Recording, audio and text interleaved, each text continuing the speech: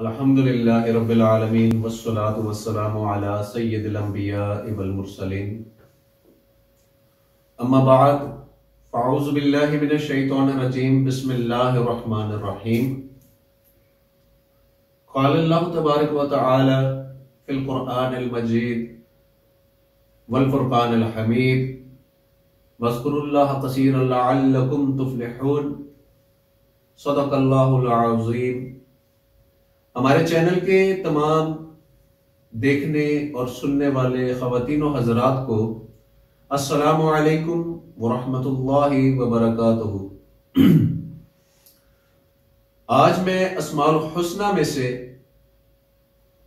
अल्लाह करीम का एक सिफाती नाम या खाफिदु लेके हाजिर हुआ हूं कि इसके फयूज़ो बरक़ात की अगर बात की जाए तो जुबान कासिर है इस चीज से कि इसके फायदे बताए जा सके, लेकिन मैं आज इसके दो अहम फायदे लेके हाजिर हुआ हूं।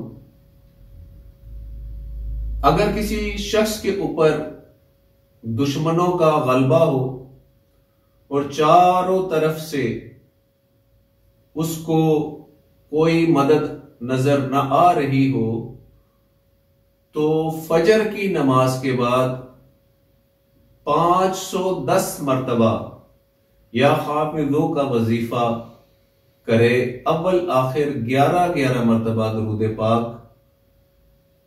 इस वजीफे को करने की बरकत से अल्लाह पाक दुश्मनों पर उसे इंशाअल्लाह फतह अता फरमाएगा और अल्लाह के फजलो करम से उसकी मदद से इंशाअल्लाह ताला दुश्मन मगलूब होंगे।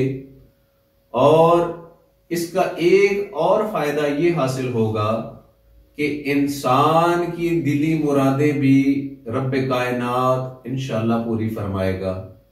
इस वजीफे को अपने विर्द में रखने से आपको इस इसमें पाक के फयूज़ो बरक़ात इंशाअल्लाह नसीब होंगे।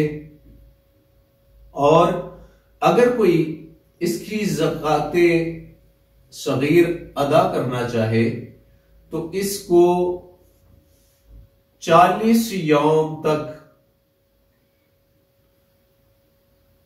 1481 मर्तबा अपने विर्द में रखे और 5 वक़्त की नमाज को अपना मामूल बना ले।